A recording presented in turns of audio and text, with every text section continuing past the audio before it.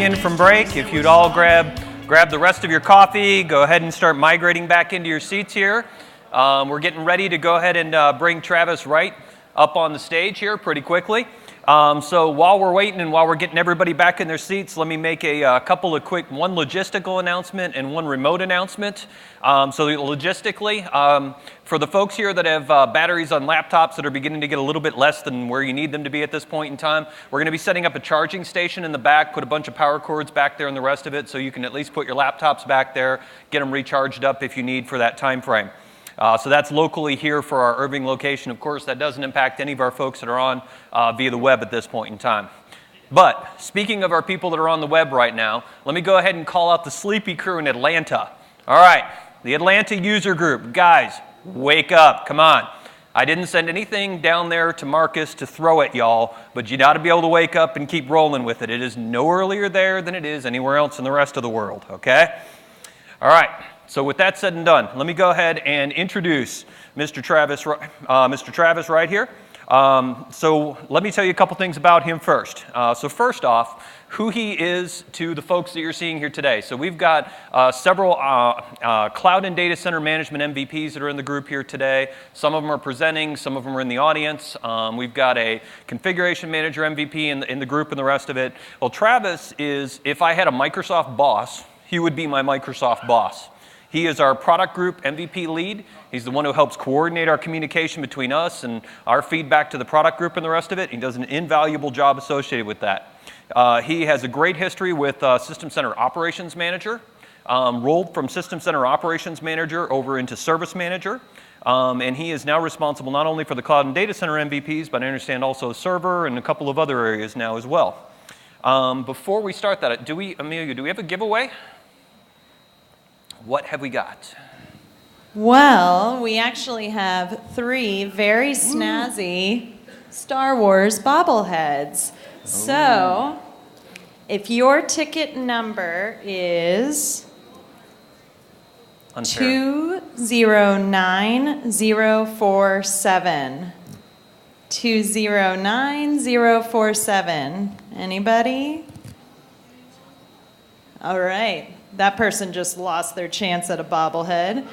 How about 209052? 209052. Okay. Let's do one more. 209069. 209069. Okay. Well, yeah, just launch one? No, they said who wants one. We'll start with that. Who wants one? Yeah, who really wants one? Raise a hand here. First one I saw. First 3 people. What are you going to do, Cameron? Hold on. I'm going to just grab, point to 3 that I saw first. Hold on. All right. All right. Hold on one second. And if you would go out to the catapult booth, I saw you, and I saw you were the 3 that I saw. Sorry. Come grab your bobbleheads. So go grab your bobbleheads over there or the catapult Over booth? here. I've got them right over here. There. So, excellent. Come on down. All right. And Twitter is seeming to be back up, so please get back to tweeting until we break it again. Thank you. Excellent. All right, so with that, let me go ahead and hand this off to Travis, who's going to take us through the wonderful world of Service Manager and a bunch of other stuff I expect. So, thank you, Travis. All right, thank you, Cameron. All right, hello, everyone. Glad to be here today at System Center Universe. Had a good time last year at this conference, and let's give a hand to the Catapult team for such an awesome conference. I'm really impressed with what this group of people has done for the last 2 years. They've obviously taken a big step forward from last year to this year, and I really appreciate them. Just to kind of add on to Cameron's description of who I am, I'm the lead program manager for community and MVPs for Server and System Center. And so to see these kinds of community grassroots kind of events happening is great. I'd really love to see so many people coming out here in person as well as all over the world via the simulcast over the web. That's just awesome.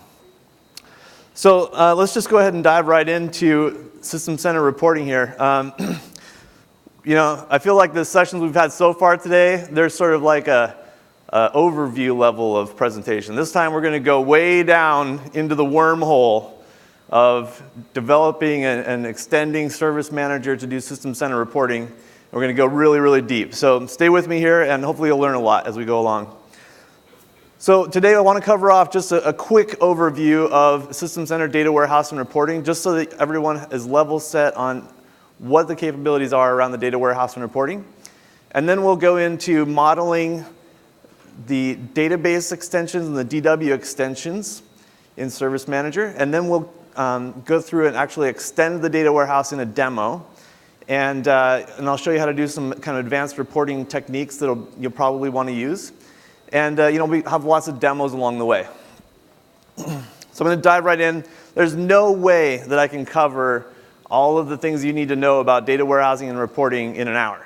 So think of this as just the first session of many that I'll do over the next few months. I'll record them on like Microsoft Virtual Academy or something like that. So think of this as sort of the introduction. And we'll go beyond that over time as we go forward. So just to level set everybody on what is the data warehouse and why do we have it? Okay, the data warehouse is, first of all, an offline data store.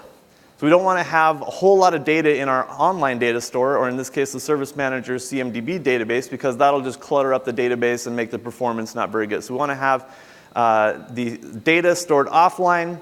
We want to have the reports running against that offline store so that we get good performance in our online database because we're not impacting them by running those reports. The data warehouse is our long-term data store. We consistently kind of groom out the data out of the online database so that only the most recent and relevant data is there, so that we have good performance in the online DB. But we do want to keep that data for long-term purposes for reporting, because we want to do trending and that kind of thing over potentially many years. The data warehouse is also designed as a high-volume storage, meaning that we want to be able to bring in data from multiple Service Manager instances potentially. And we're really aggregating data across all of System Center into the Service Manager data warehouse. It is the central data warehouse repository for all of System Center. And the data that's in the data warehouse is optimized in such a way to be consumed by reports. So it's optimized in terms of its structure so that we can quickly query the data out of there for our reports. And then lastly, the data warehouse is an extensible store, meaning that we can go through and we can decide additional types of data that we want to store inside of that data warehouse, and then we can populate that data into there. So let's take a quick look at the data warehouse architecture. There's a lot of databases here, a lot of lines between the databases. So let's just kind of quickly walk through these. The first database that you see in the upper left there is the Operations Manager database. You've got the Service Manager database, you've got the Configuration Manager database.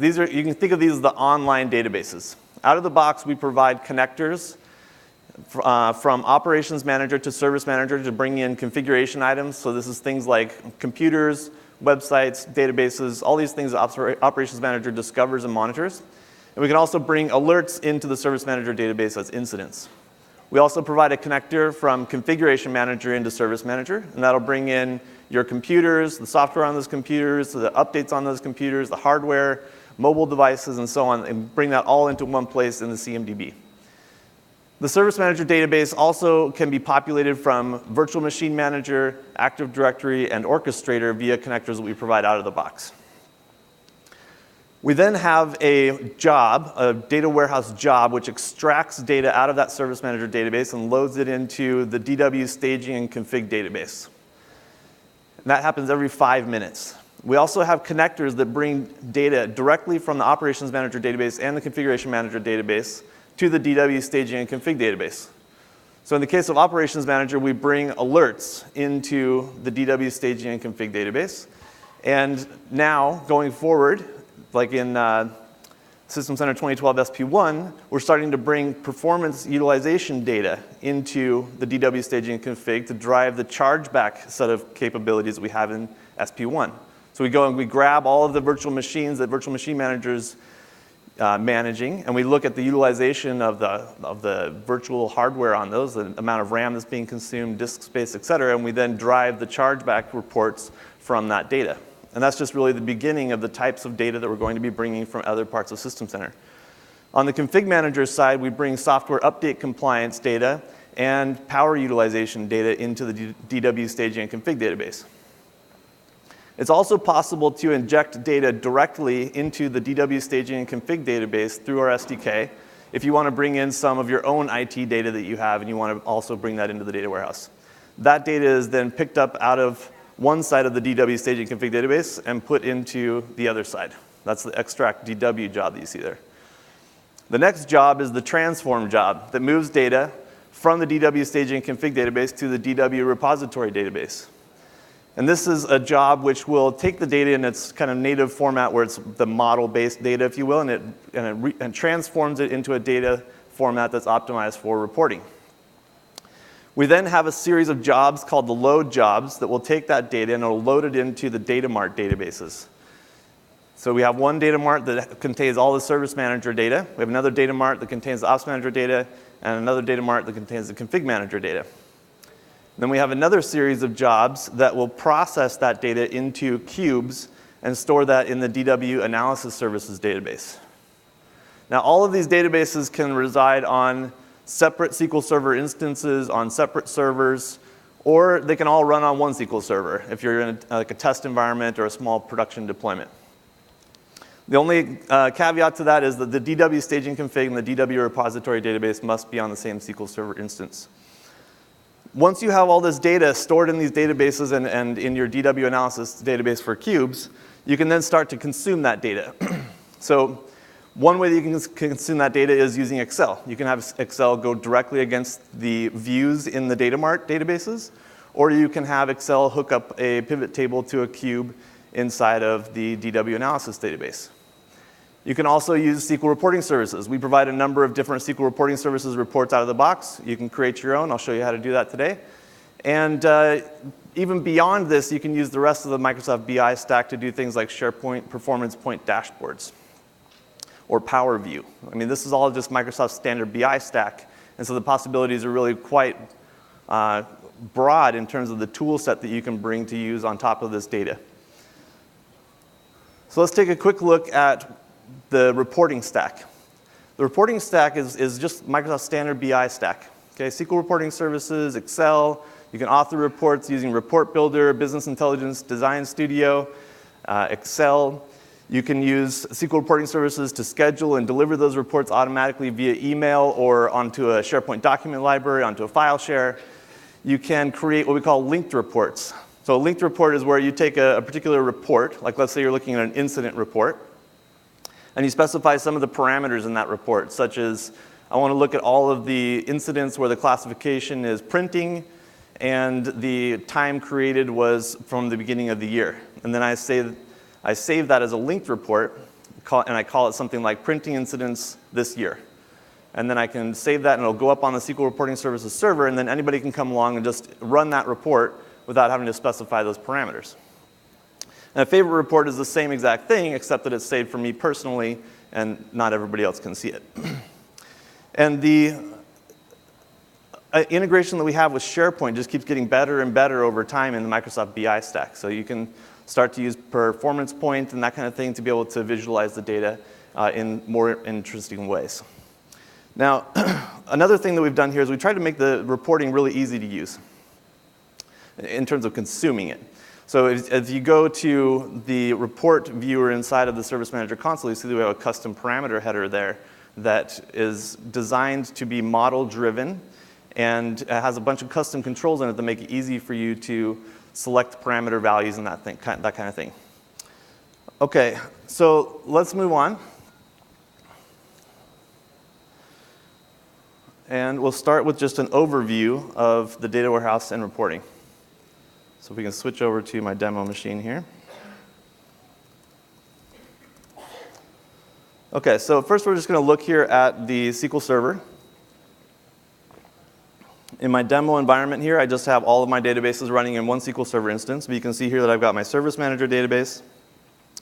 I've got my DW staging and config database, DW repository, DW data mart, CM DW data mart, and the OM DW data mart. So all of these databases are just sitting here running on one SQL Server. Lots of databases. The jobs are running on the data warehouse management server and moving the data around behind the scenes here. So let's switch now to look at the Service Manager console. So reporting is integrated into the Service Manager console. And you can see here that we've got a hierarchy of folders, and this hierarchy of folders exactly replicates what you would find on SQL reporting services. So if we go to our SQL reporting services web interface and drill in here,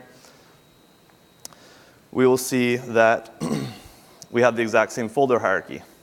And then within each folder, we can see that there's a number of different reports. Here's the list of incidents report. If we go over here, we can see the list of incident reports. So if you add a report to SQL reporting services in that folder hierarchy, it'll automatically show up inside of the Service Manager console, and you can run the reports from here. So I'll just show you an example quickly of a report here. So in this particular report, this is the list of incidents report. And you'll see some of the custom parameter headers that I was referring to here. So I can go in and choose classification category. I can choose to only look at printing problems, for example. And then you'll see here, like in status, that this is actually a hierarchy of values. Okay, so this is another example of where the user experience inside of the Service Manager console is improved over what you would see inside of, not sure what's going on there. But the parameter header inside of SQL reporting services is not nearly as rich. You can see that we can actually do things like use relative dates and that kind of thing because we have this custom parameter header up here. Once we define these, then we can run the report and see the results here. Okay, so fairly basic, standard SQL reporting services type of stuff. You can do drill in, all that kind of thing. The other way that you can access the data is by using the cubes. So I can go into the Service Manager console, switch over to the data warehouse workspace, and I can view a list of all the cubes that we provide out of the box.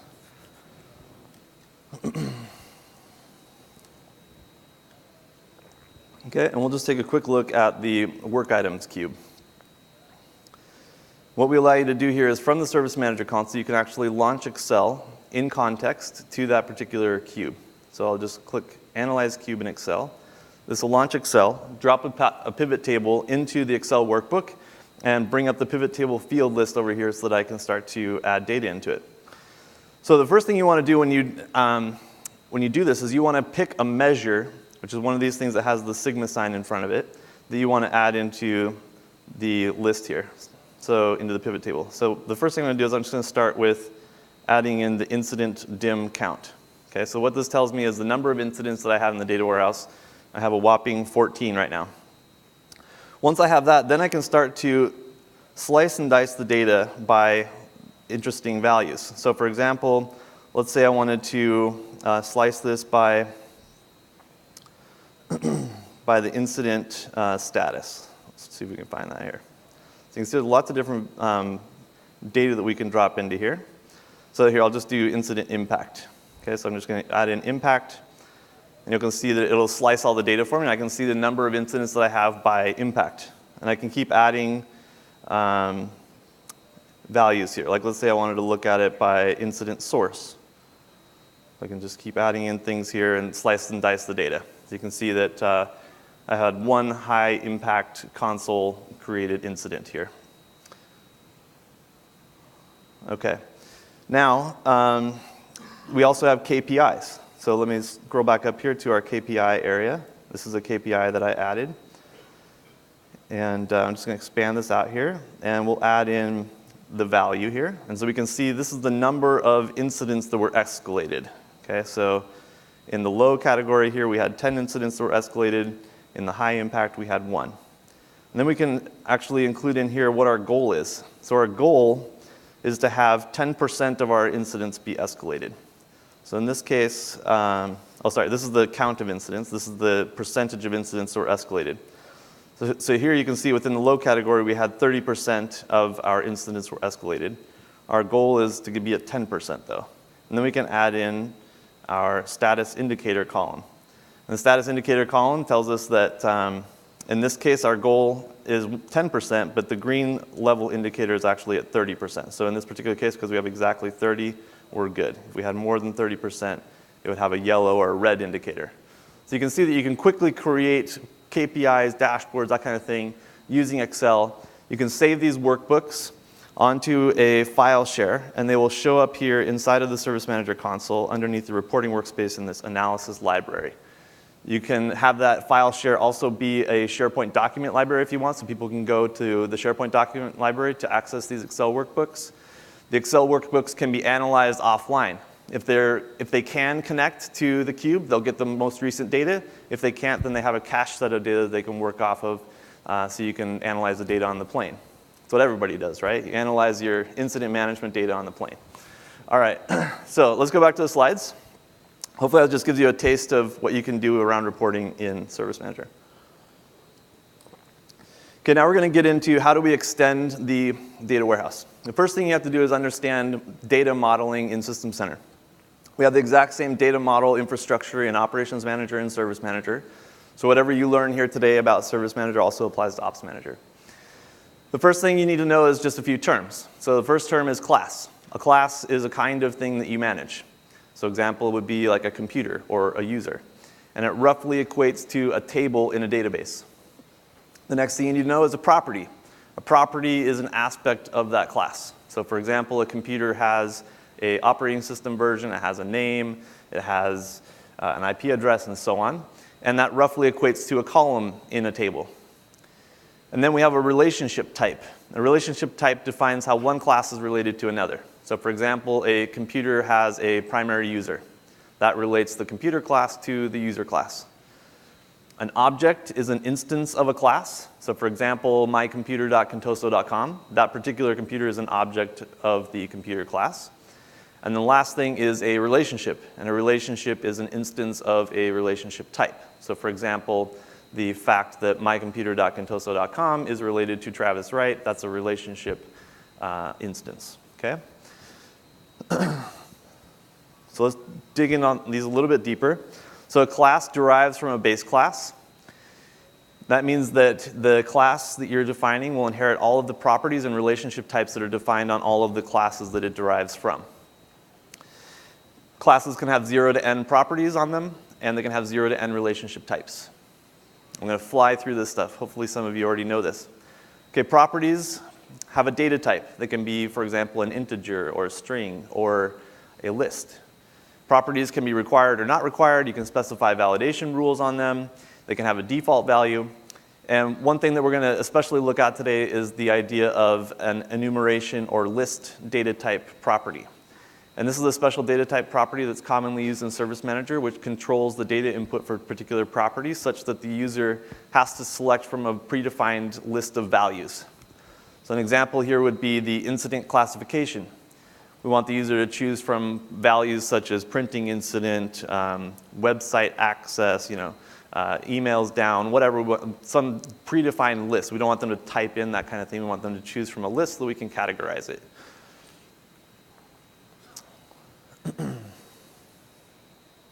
Come on. Okay, relationship types. Relationship types have 2 endpoints, the source and the target. So there's a source class and a target class for every relationship type. And you can define the min and max cardinality on each end of the relationship type. So an example here would be work item is assigned to user. The source class is the work item class. The target class is the user class. And then we can define the cardinality. We can say that the max cardinality on the work item end is int32 max, which is a really big number. And the max cardinality on the user side is 1. So that means that any given work item can be assigned to at most 1 user, but any given user can have many work items assigned to him. Okay, so let's take a quick demo of authoring a data model. I'm not going to spend a whole lot of time here just because I just don't have enough time to talk about all this. But if we could switch over to my demo machine here. Okay, so what we're looking at here is the Service Manager authoring tool. This is a download that you can just grab off of Microsoft.com/downloads. And just like extending Ops Manager, same thing in Service Manager, everything is done via management packs. So this authoring tool helps you author management packs. So I'm just going to create a new management pack here. We'll call this demo MP2. So behind the scenes, it's creating an XML file for us. And then what we'll do is we'll go to the class browser, and we'll search in all of the management packs that are in the library here for the config item class, because that's the class we want to derive from.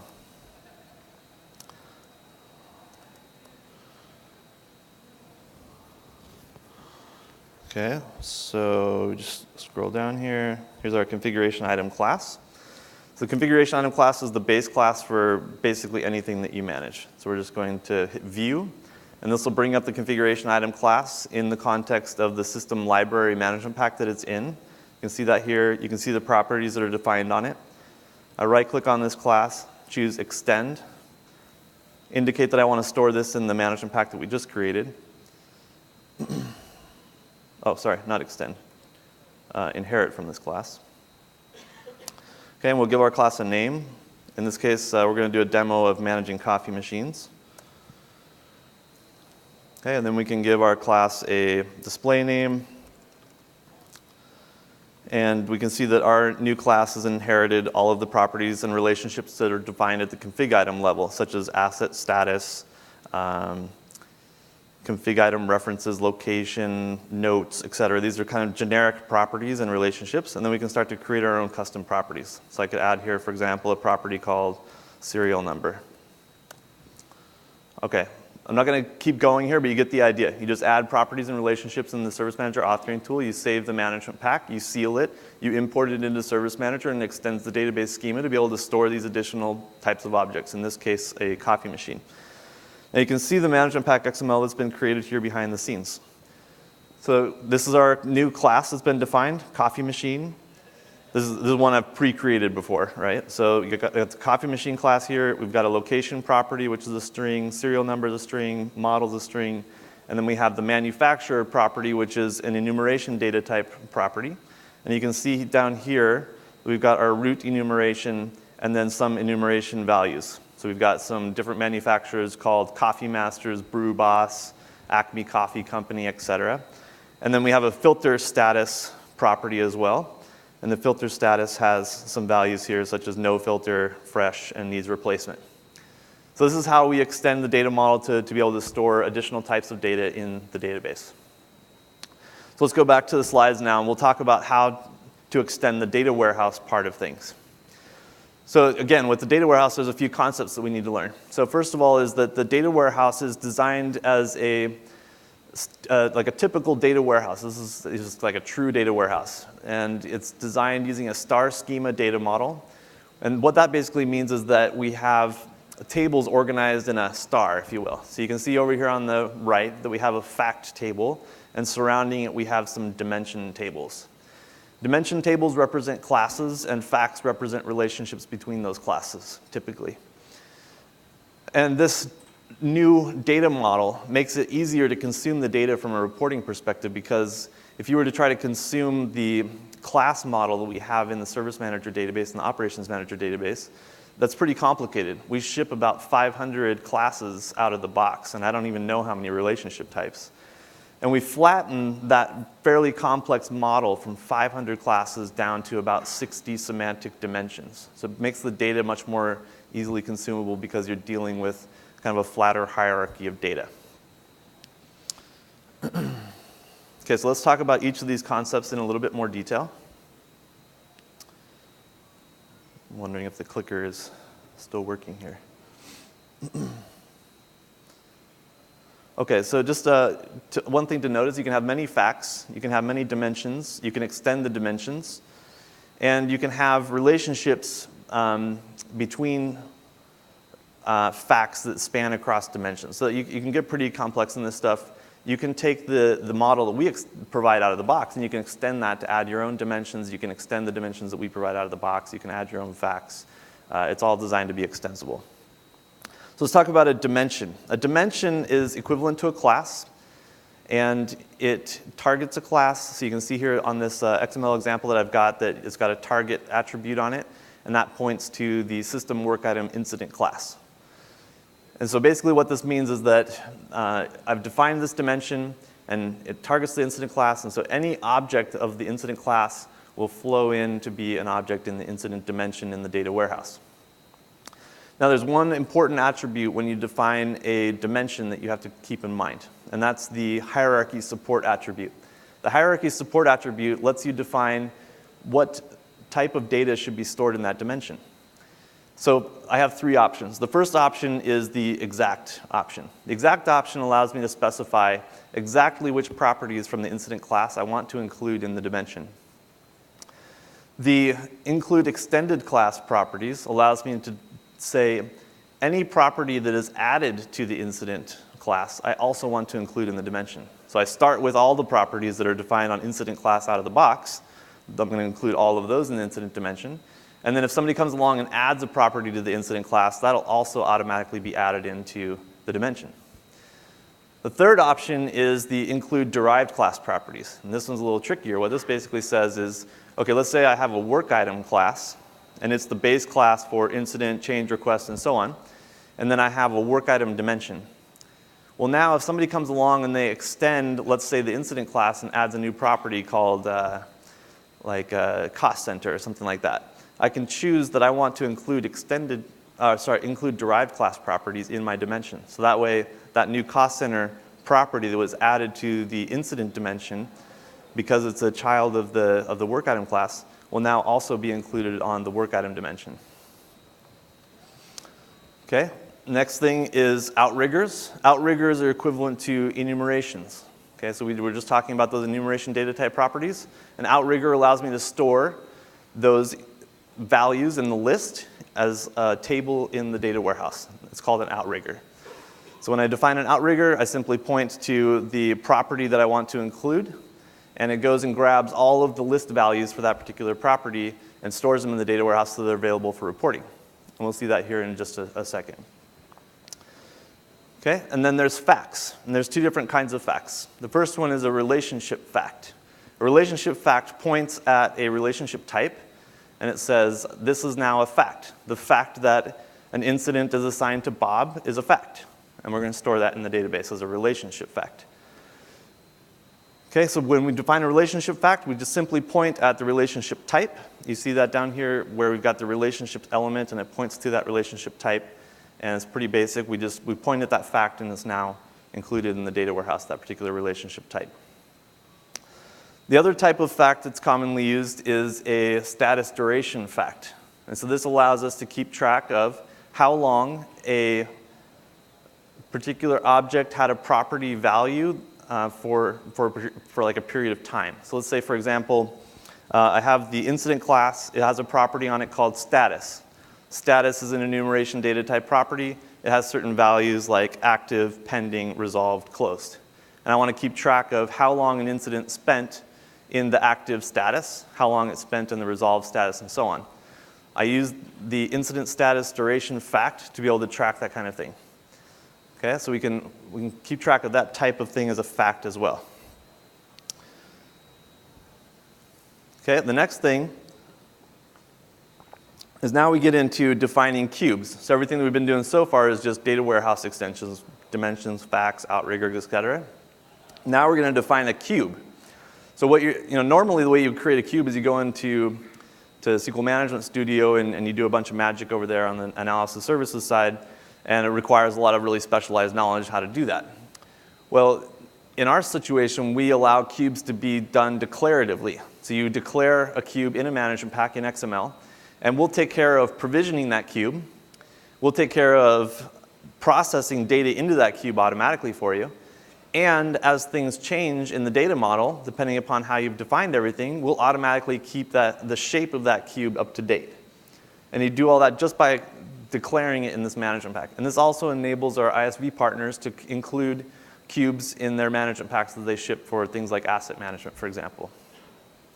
So to define a cube is pretty straightforward. You create a system center cube element and give it a name. That's the first step.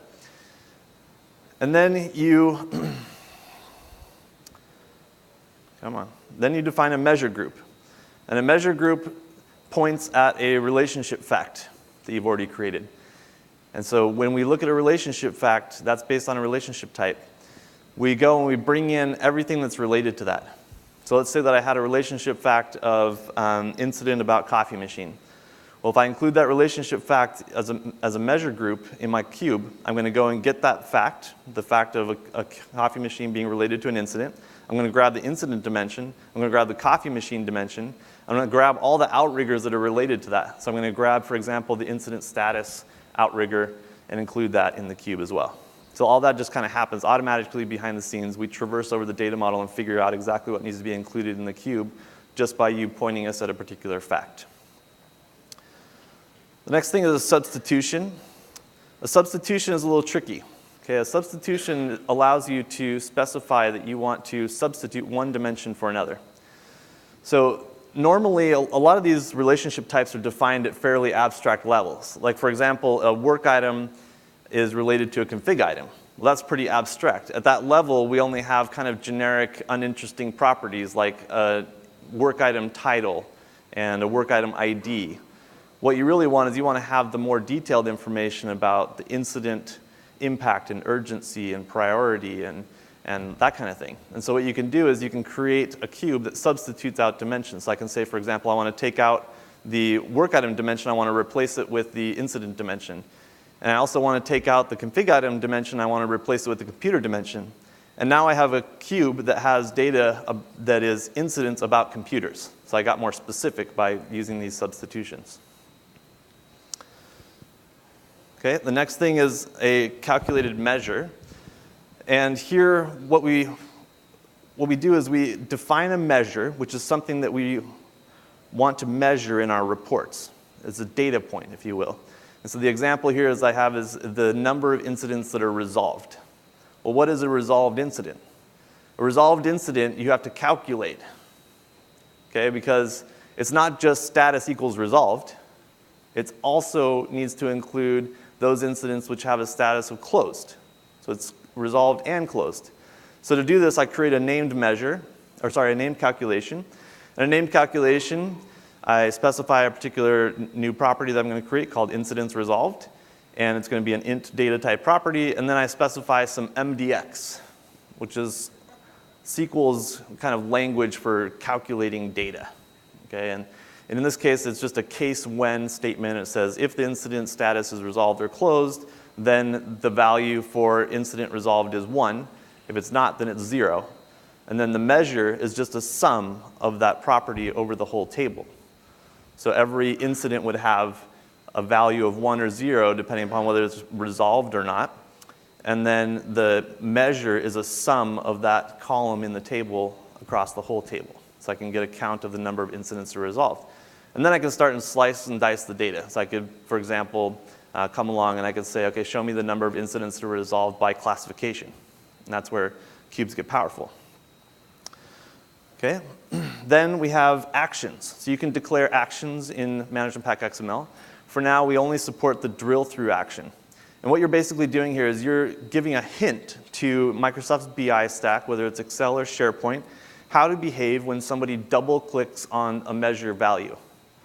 So for example, let's say that I had a pivot table in Excel, and I'm looking at the number of incidents that are resolved by classification, and I double click on a cell that has a number in it that says 5. And when I double click on that, it'll take me to another worksheet in the workbook, and it'll automatically populate in there the list of incidents that represent that number 5. So I'd see 5 incidents, and I'd see the exact 5 incidents that are the ones that are resolved for that particular classification. So we can declare all of this in Management Pack XML here by indicating which measure group we're targeting and which properties of the dimension we want to include in the drill through table. And that then behaves the same whether you're in Excel or in SharePoint. Okay, and the last thing is a KPI. A KPI is a key performance indicator. This is something that we really are trying to track and we have a goal to achieve. So the example here is the number of incidents that are meeting an SLA. So we point at a particular measure, in this case, incidents meeting SLA. We specify that our goal is 0.9 or 90%. We want to have 90% of our incidents meet their SLA. We have a green threshold, which can be the same or different than the goal. Typically, it would be the same. And then the yellow threshold would be 0.7. And then we indicate the direction is up, so greater is better. And so, and then we can specify the shapes to use. Okay, so by defining this KPI, you get the experience that we just saw in Excel a few minutes ago where I got the red circle or the green triangle that indicates how we're tracking towards that particular KPI. And this is all declared in Management Pack XML. Okay, so let's go on now. Let's look at some demos of how I created a solution from top to bottom for managing coffee machines.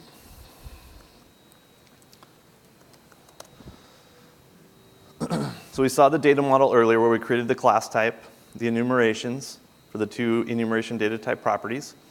And now we get into the warehouse part here. Now, we saw earlier the authoring tool. That helped us define the data model because that's a really common thing that people do, so we wanted to make that easy with the authoring tool.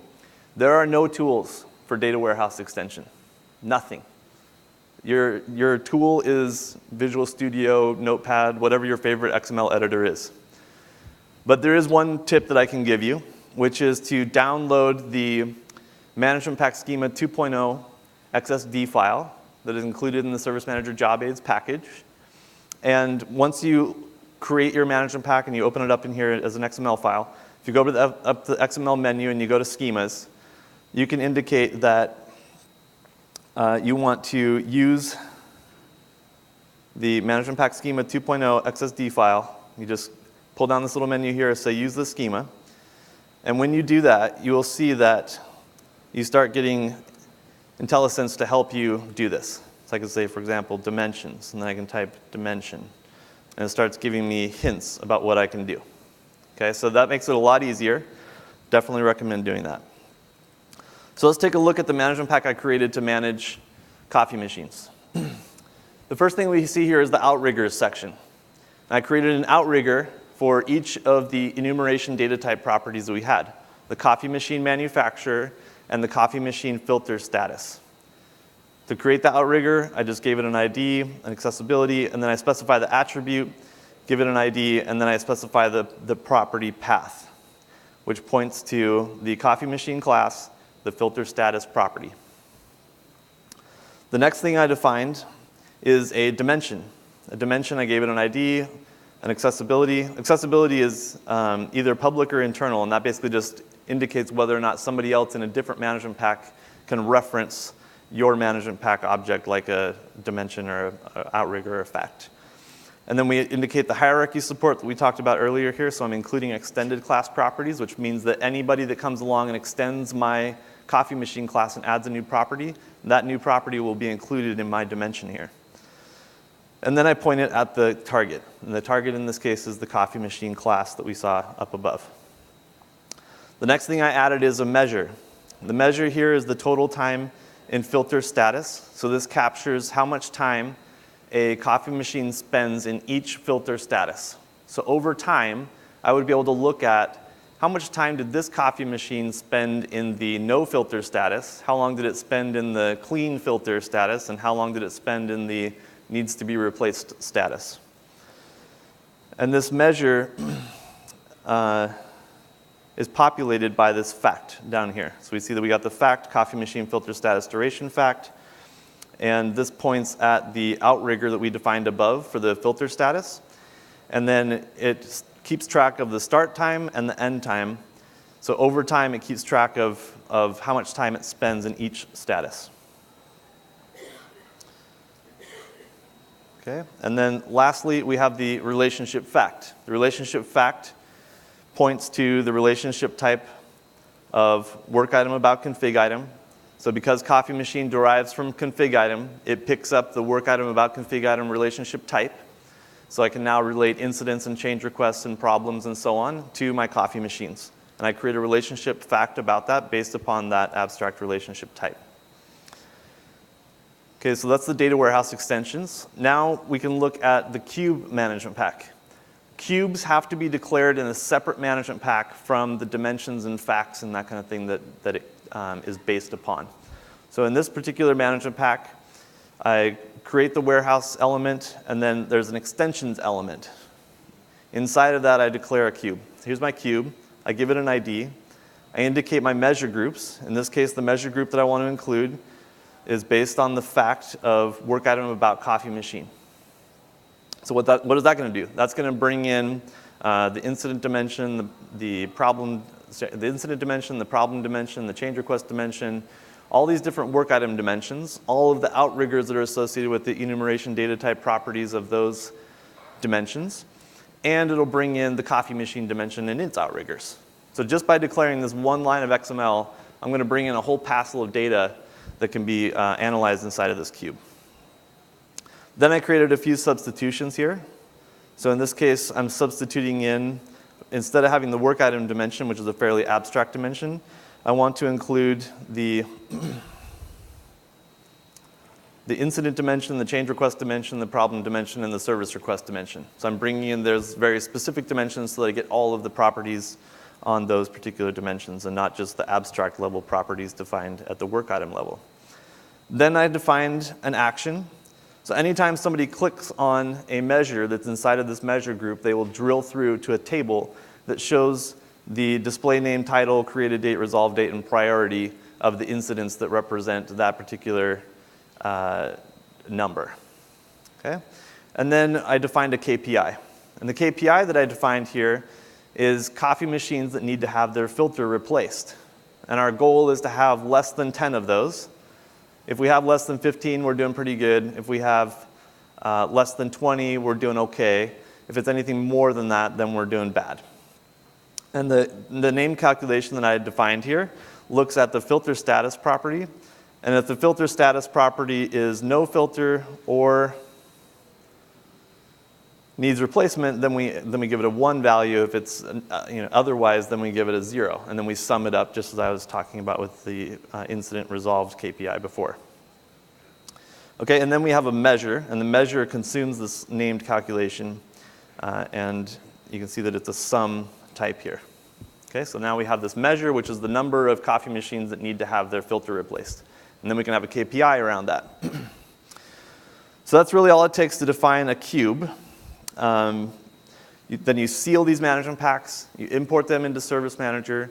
The MP sync job picks up those new management packs, copies them over to the data warehouse, tears apart the management pack XML, looks at what needs to be done, goes out, extends the schema, provisions the cube, and starts populating the cube. So let's take a look at what that looks like. So if I go now back over to SQL, we can see here that we've got the Service Manager database. Now if I scroll down here, we'll see that, first of all, we created a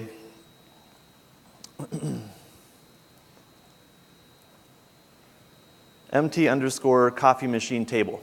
So we're in the Service Manager database now. This is the class data model table. And you can see the properties that we define, like serial number, model, filter status, et cetera, are all columns on this table. This table was created by importing the management pack.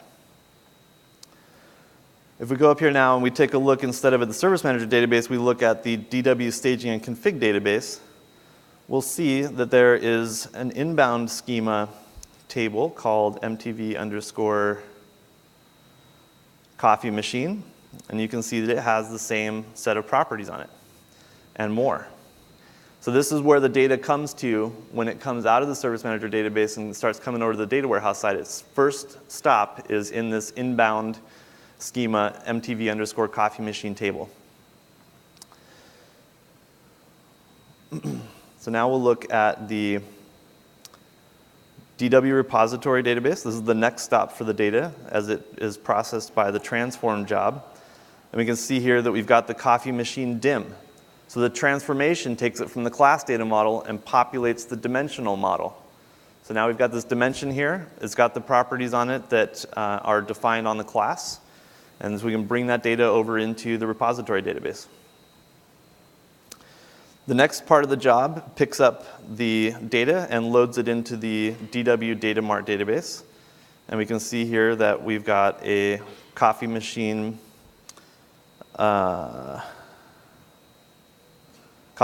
dimension, same properties. But then you can also see, like here's an example of the outriggers that we created. So here's my coffee machine filter status outrigger, and here's my coffee machine manufacturer outrigger.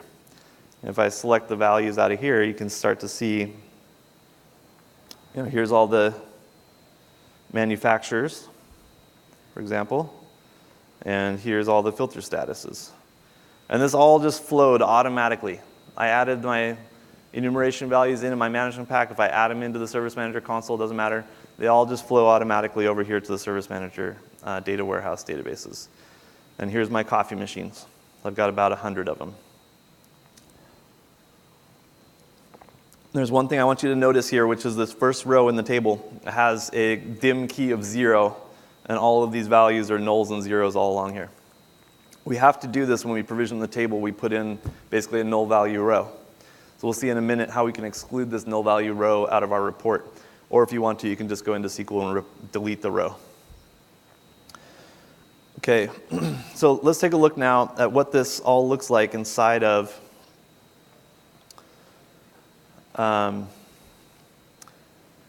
Service Manager. So if we go back now to the cubes view, we'll pull up the coffee machine cube here.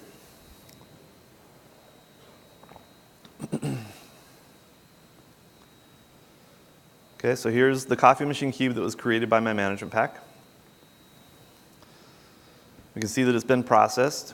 We can see the measures and dimensions and KPIs that are included in it. Click on Analyze Cube in Excel. Brings up Excel, drops that pivot table in there for me, and I have my fields over here. So let's drop a measure in here. Here's the count of coffee machines. Just as we saw before, we can slice and dice this data. For example, let's say I wanted to slice this by, what is this? This is the coffee machine filter status. Okay?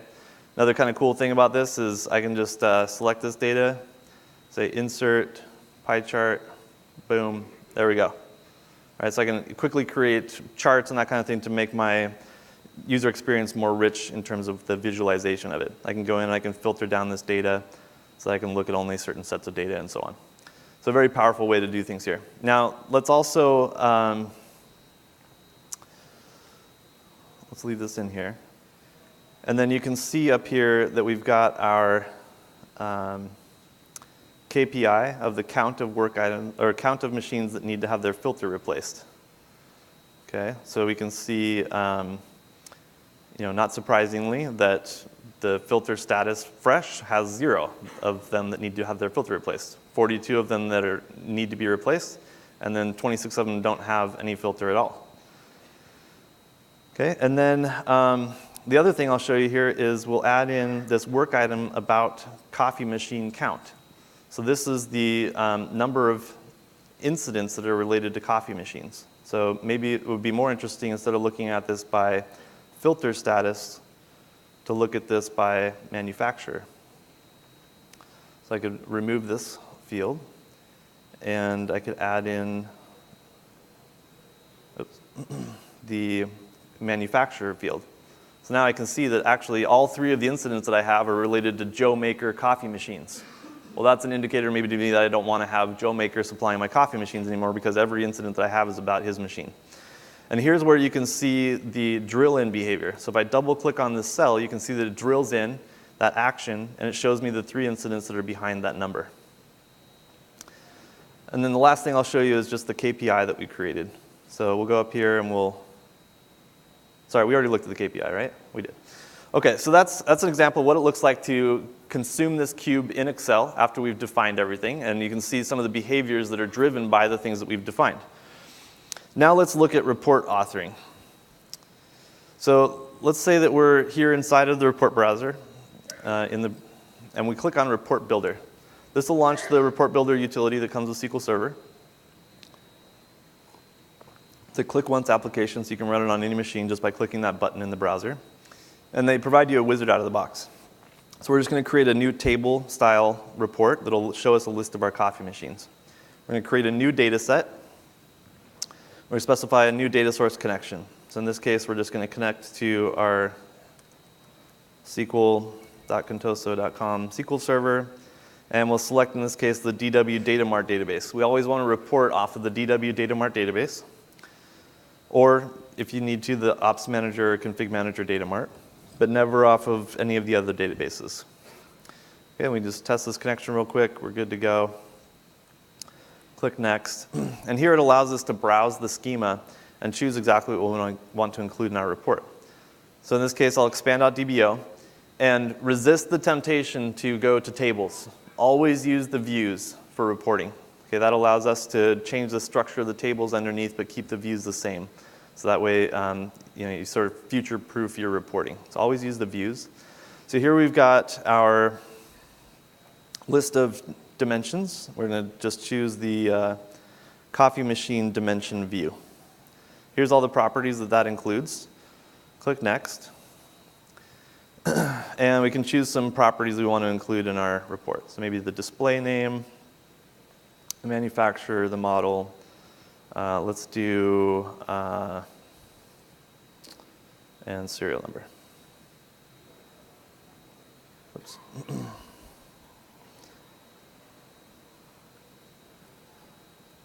Okay. And now we can see that we're going to get a tabular report that looks something like this. Click Next. We can choose what color we want to have. Let's do forest. Great. Okay, so there's our report. We run this. Okay, so there we go. Very easy to do. We got a report. Here's a list of all our coffee machines coming out of the database. You can notice here there's this blank row.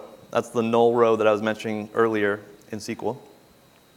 So we can go back to our designer and we can change the data set to exclude that row. We can just go in here, right-click Query, and we can add in a filter that says, we don't want to include anything where the coffee machine dim key is not 0. Okay, now if we run this report again, it'll exclude that row. You don't see it in there anymore. So you can go in here and you can use the designer to create your report. You can create chart-based reports. It's really pretty flexible. But I do want to point out a couple things. Okay, one is, see this manufacturer table, this column right here? It says coffee machine manufacturer.joemaker. Well, that's the internal name of that enumeration value. We actually don't want to include the internal name because it's kind of ugly, and in some cases it can be a GUID, depending upon how it was created. So we need to show the display name of that, and I'll show you how to do that here in just a second. And secondly is, a lot of people want to be able to show data that's related to other data. So for an example, we might want to take a look at the incidents that are related to coffee machines and see that in one table. So to do that, we can go back to the designer, and we can right-click on the data set, and we can go to the query, and it's not really possible to kind of do that in this designer here. This is kind of used for basic scenarios. You can click Edit as Text, and you can go in here and you can actually edit the text inside of here. But this is a really terrible SQL query editor. It doesn't give you any sort of syntax formatting or IntelliSense or anything like that. So I recommend that you use SQL Management Studio to create your T-SQL queries. So let's take a look at some of the data here. Okay, so let's look at, first of all, the coffee machine dim view. We can see the properties that are on here, and I especially want to point out that we have properties on here like display name. We're going to include that in our query. And we've got where is it? So we've got the manufacturer value here. This is what we were showing, is this internal number, right? Or this internal ID. And then we've got our serial number and so on.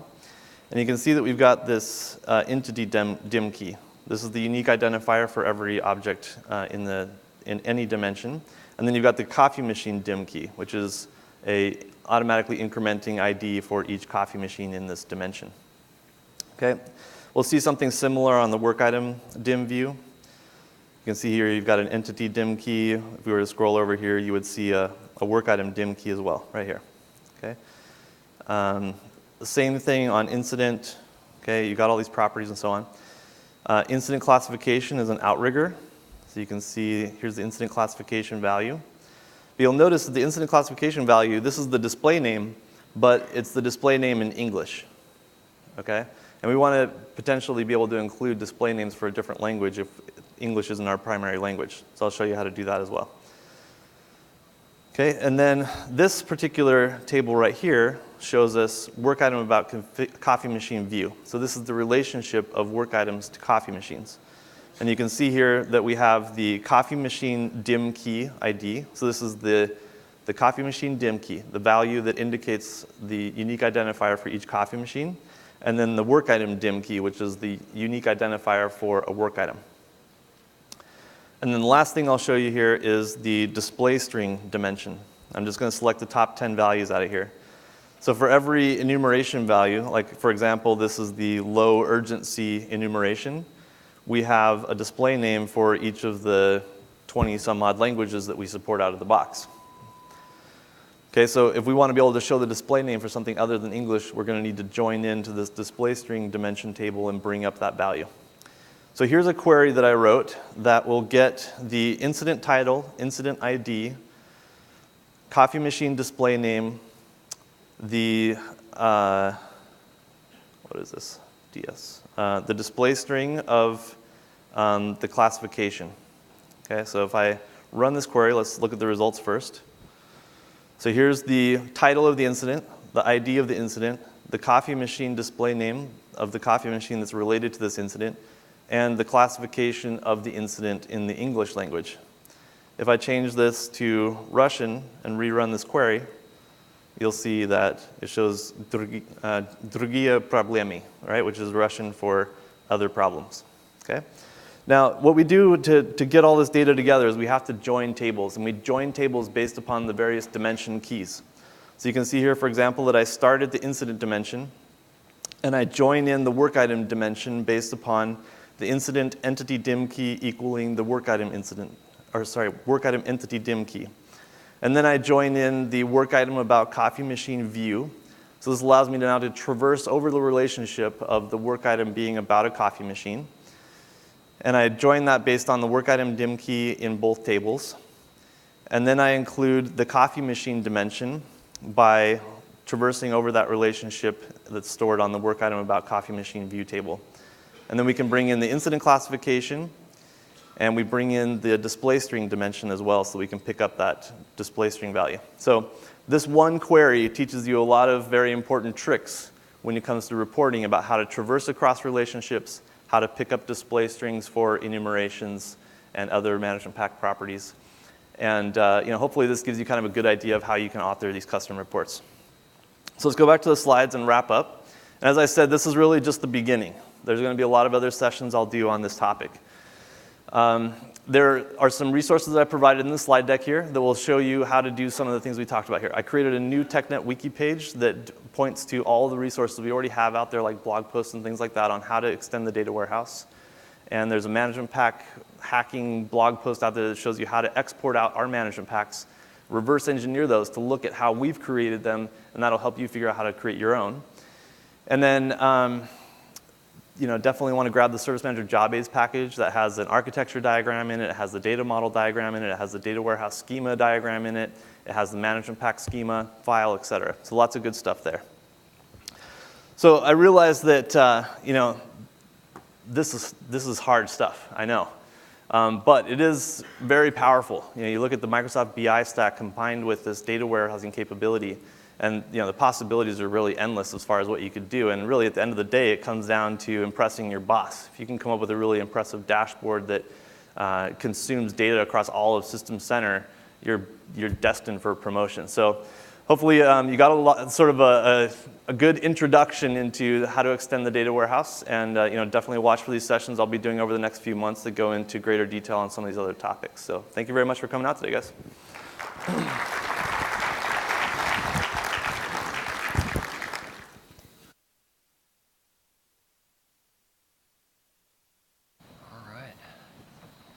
Excellent. Thank you, Travis. Good stuff. All right. So a couple things. So first off, logistical, as you seem to see every time I get up here, there's got to be something logistical, I've got to say. The first is good news, Twitter doesn't appear to be broken anymore. So For anybody in this location here, for anybody in our remote locations, we've gotten a couple of questions so far, but I expect there's got to be a lot more out there that we can get in terms of what questions you want to know at the Q&A at the end. We're going to have a panel of, as I may have mentioned, all of the speakers that you're seeing here today. So any follow-up questions you want to have and the rest of it, and a bunch of subject matter experts will be up here joining them. So that will be really a good chance to be able to throw in those questions, and let's see what they can come up with for answers on those.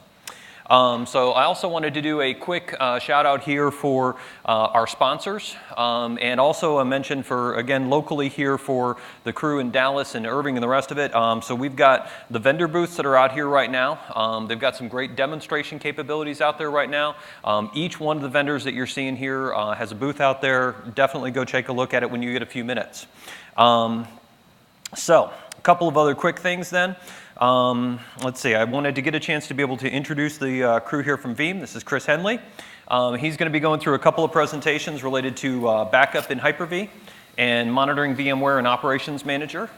So we've worked at Catapult, we work with them quite a bit around the monitoring space, and I'm really interested to see what they've got on the backup in Hyper-V space. So with no further ado, I'll go ahead and move off and let Chris get set up here. Thank you. You'll forgive me if I plug into power. There's something about having power to your laptop that seems to make it work much better. So, welcome, and to all of you that are out there joining us in the virtual world, welcome to you as well.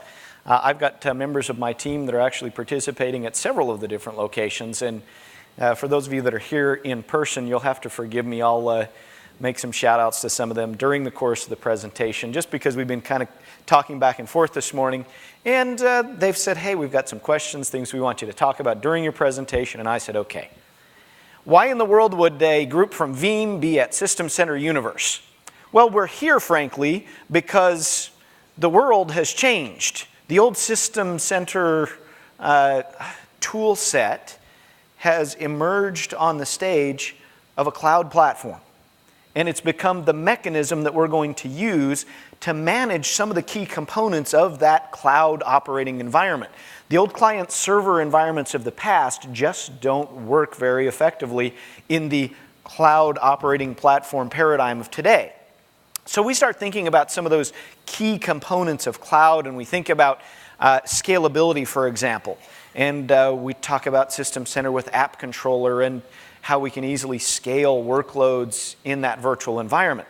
And then we talk about storage pools, for example, and we start to think about how we're going to use Windows Server, the underlying server platform, to work with those storage pools and scale disk resources so that they can be handed to our virtual environment. All of the things that you've heard about today, all of the things that we will continue to talk about for the rest of the day around this idea of System Center really all focus right back to virtualization and cloud. Now at Veeam, we make tools for virtualization. And we're going to talk today about two sets of tools. One that I think is very important to all of us, and one that's going to have a fairly specific impact or role, if you will, on those of you who are working with VMware as your virtualization platform. Let's talk about backup and replication first. On the slide in front of you, you can see Veeam makes a tool for backup and replication environments. The tool is simply called Veeam Backup and Replication. We've been building this tool now for several years. It's currently being built in its seventh rendition, seventh version. We've garnered all kinds of different awards from the industry about this particular product. It works only for virtualization. We use a very modern approach to data protection. We aren't looking at trying to back up your old physical disks. That model, like the client-server model, has passed. Now, I know that many of you have physical disk resources, and you'll say, well, gosh, I need to be able to back up that disk. I understand that. However, I also understand very clearly that the way that we're going to move in the future is towards virtualization, not away from it. And so from a tools perspective, Veeam builds tools for virtualization. Now, in the virtualization space, we look at a couple of different platforms. Hyper-V obviously is incredibly important to us. VMware is also important in that virtual environment. We build a tool set, Veeam Backup and Replication, that will actually give you a single pane of glass, monitor, manage, in this case, backup and replicate both platform types inside of the same interface. How do we do that? We actually use a set of tools from the various vendors. Now, on the VMware side, we work directly with VMware. We use their open API set to gain access to the vSphere environment, use an underlying set of technology to make images of those virtual machines, and we do so very, very quickly. In fact, you'll note when we start thinking about backups, you're probably going to run your virtual environment and it's going to have a, I don't know, underlying hypervisor. You fill in the blank. Could be Hyper-V, might be VMware, might even be something else. I can tell you one thing, regardless of the underlying hypervisor, I know what the operating system is that you're going to run on top of that hypervisor. Industry tells us 98% plus is going to be Windows Server. Because of that, we work with Microsoft and we use something called the Hyper-V VSS process. Now, in this case, I'm showing you an example of how things would work with a Hyper-V virtual machine. If you were running a VMware virtual machine, we would still use the Hyper-V VSS, the VSS process, because we want to be able to enumerate the contents of the virtual machine. When I say that, what I mean is, I want to be able to get back individual files from my backup, and I want to do it instantly. As fast as I can find them, get them back. I have to change paradigms from the way that we thought in the past. If I use my old disk-based block backup style system, unfortunately, I get recovery that goes right along with that traditional style of backup. So we change. We use the VSS process, Volume Shadow Copy Services, VSS. Veeam writes something called a VSS requester. We'll use a VSS writer for Hyper-V in the background to write those images. We get very, very fast backup and very, very fast recovery. So much so that we call it instant VM recovery. You can recover the whole virtual machine in, 2 minutes. If you want to go individual files, we start to measure those times in as fast as you can click, which is the way things should be.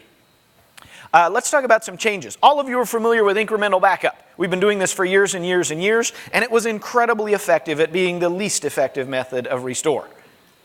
So in an incremental backup, we make a full backup. We use something called a change block tracking mechanism. Now this is something that is kind of cool, Veeam uses, so that instead of, when it's time for my next backup, instead of me going back to the original virtual machine and saying, okay, what's changed since our last backup, the tracking driver simply monitors block level changes on the virtual machine, and as the changes are made on the VM, we simply write those changes out to a CTP file. That way when it's time to make my next increment, no big shake, I just write whatever was in the CTP file. That's really cool, but it's about the least effective method when it comes to restore. An old incremental style backup system means that I have to restore the full backup and then each of the individual increments along the way. It's as slow as I could possibly do it. There's got to be a better way. So here's the better way. Technology allows us to do something quite dramatic. I can use the same change block tracking mechanism that I've always used, only this time when I write that incremental file, the incremental backup file, instead of writing the file and saving it separately, what if I wrote the file and then injected it into the backup? Now my most recent backup is a full backup. My restore is the most recent full backup, and it includes the incremental changes. Now I know some of you out there are scratching your head going, that's a really cool idea.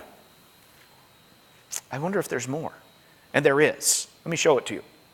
So with synthetics, we have a couple of options. I could inject the increment into the full backup if we wanted. We could also do the traditional increment path as well. Some of us like to have individual increments so that I have a point to restore to.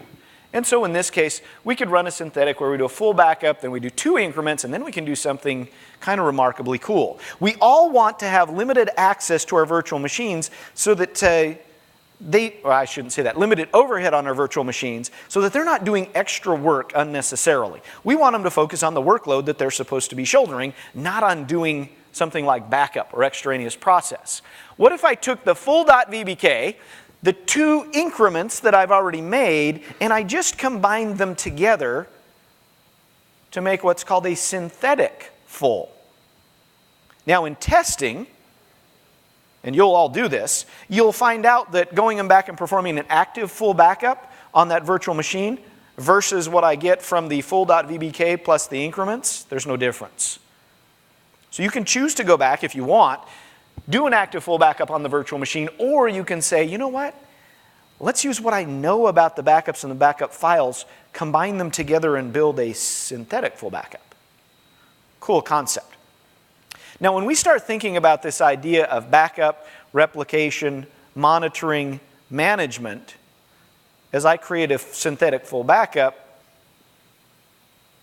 simple, straightforward, easy, low overhead on the virtual machine, maximum operational capacity for my environment. Now, some of you are saying, what's the next step? Well, let's show you the next step.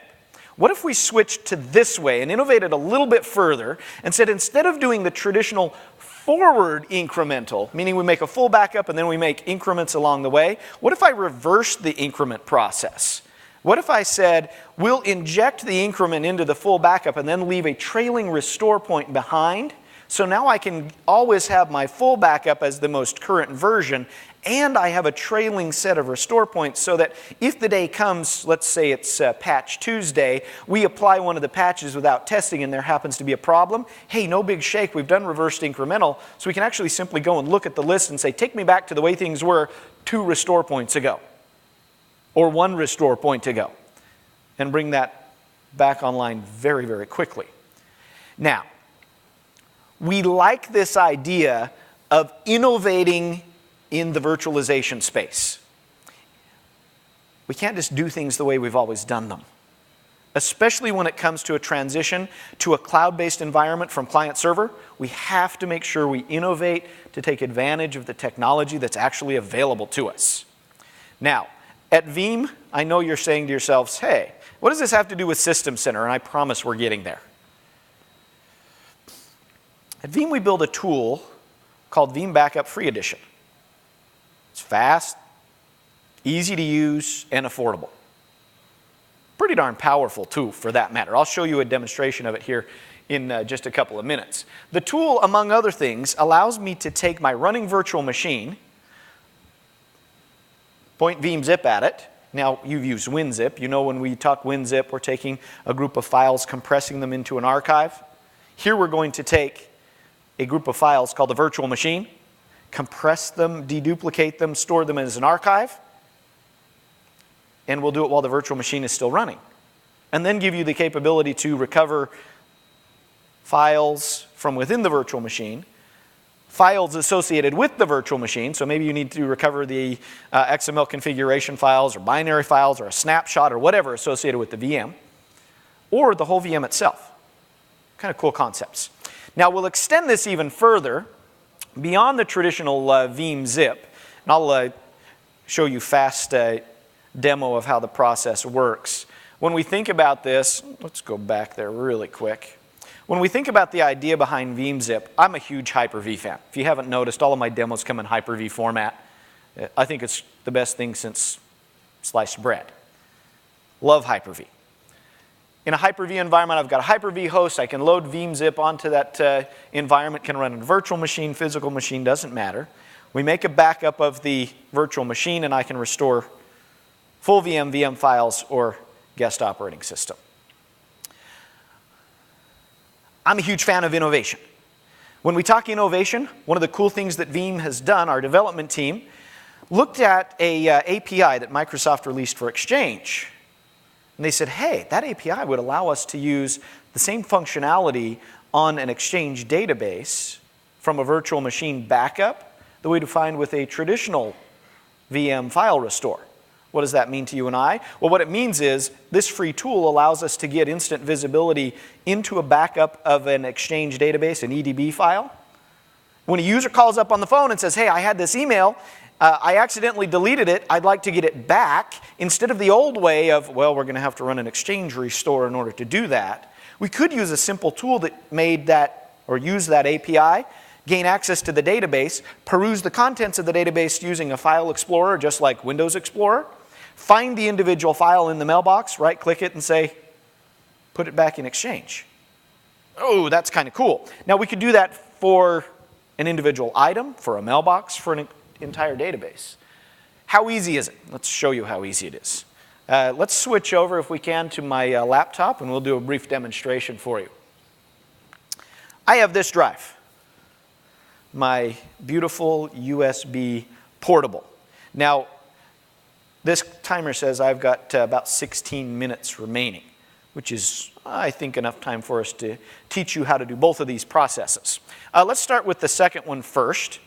We're going to go, and I'm going to hit my desktop, and I've got an Exchange database that I backed up here. Just put it on my desktop. It's called Mailbox Database. I'm going to go ahead and double-click that. It's going to open in Veeam Explorer for Microsoft Exchange. Now, it's going to take a minute to do this. Oh, all right. It's going to take a couple of seconds to do this. Once it's open, we're going to set the scenario for you. I work for a company that is called sci-fi.com. Among its members, Buck Rogers, Apollo, Starbuck, C-3PO, Captain Kirk, Darth Vader, etc. Now here's the situation. Chewbacca calls. Chewbacca Wookiee, you'll notice there's his account. Chewbacca calls and he tells the help desk, I've lost an email. And the help desk says, what was the email about? And he said, I think the subject line was, like that. Do you need to hear that again? I hope not. I'm not good at that. My son said, Dad, don't ever do that again. So we can type in the R's, and apparently there are some mail messages that have that as a subject line. So we could actually go and look at the message, and apparently Chewbacca doesn't know a whole lot else besides that. Not a big deal. Easy to restore from here. I could actually take the individual message, right-click on the message, and then we are going to get a series of different options. So I could save it as a message file, drop it to a desktop, send it back to him. So if I had my local Exchange account, Outlook up, I'd send it on back. Of course, I could always just click Restore To, and we could drop it right back into the existing Exchange database. Now, we also have other capabilities that are built in here that are just kind of darn cool. So let's look at, let's go Captain Kirk. He's got some fun stuff. Remember, this is a backup that we're looking at. So we're just looking at the contents of a backup file. Haven't restored anything, just enumerated it so that you can see it. There's his calendar, his contacts, deleted items, drafts, inbox, journaling, of course. Everything associated with Captain Kirk's mailbox is available here. Let's go to his actual inbox. And I'm interested in some rumors that I've heard about Captain Kirk. Mr. Spock has reported inappropriate activities from Captain Kirk. We're going to go in and check Mr. Kirk's mailbox because he says, I don't have anything like that in my mailbox. We'll check the backup, and apparently Captain Kirk and Wilma Deering have been hanging out. That might be a photoshopped image. I don't know. The idea here is simple and straightforward. Not only do we enumerate the actual database itself, but all of its content. So any files associated with those emails are also here. Now, the recovery is exactly the same. So again, it's a matter of simply saying, you know what, let's take Captain Kirk's inbox, we'll right-click it, and we could actually restore even at higher levels. So last time we restored a message. Here, we can actually go and even go to the store level, right? So when we talk about tool sets for backup and recovery operations, I want you to start thinking about them in terms of how do they work in virtualization. You really want a nice, modern data protection scheme. Using the traditional methods that we focused on disk aren't effective now that we're using virtualization. When we think about cloud, virtual machines are the gateway to the cloud environment. We need to consider those as we do all of our operations. Now, Microsoft has been very, very good at this. I don't know if you noticed, but inside of System Center, there's something called System Center Data Protection Manager. Anybody used that before? All right, really, has anybody used this before? I saw 4 hands. Now there are 7. I'm assuming all of you use something to back up your virtual machine environment. Whether you use System Center Data Protection Manager or whether you use Veeam Backup and Replication, please find a great set of tools, and protect your data. There are 3 categories that I recommend every time we talk about data protection. Powerful. It has to be able to work and work very effectively. It should be easy to use. I'm going to open Veeam Backup and Replication. Oh, it's already running. Look at that. Left it down in my taskbar. It has to be easy to use. And frankly speaking, it should be an affordable thing because it's a piece of software. It's a software add-on to our environment. Let me give you a fun example of how this works. I'm going to show you the hardest thing to do in a backup world. I'm going to plug in a remote drive, right? I need to be able to take my virtual machine backup, in this case, and move it. So, no problem. Let's go Windows E, make sure that that's, there it is, My Passport. And I've created a little folder location here that is called Backup Files. You can see it. Let's go ahead and go to Hyper-V Manager. We'll make this hard on the tool set. Let's say that we've got a virtual machine. It's a Windows Server 2012 VM. And let's make sure that it's up and running. Here I'm going to come to my Veeam Backup and Replication tool. There's my Windows Server 2012 box. You can see the little green icon. She's up and running. Now for the hard part. I need a backup. I'd like it compressed, deduplicated, and stored here on my little remote USB drive. So I'm going to click Veeam Zip, and I'm going to say Veeam Zip to E2012 Backup.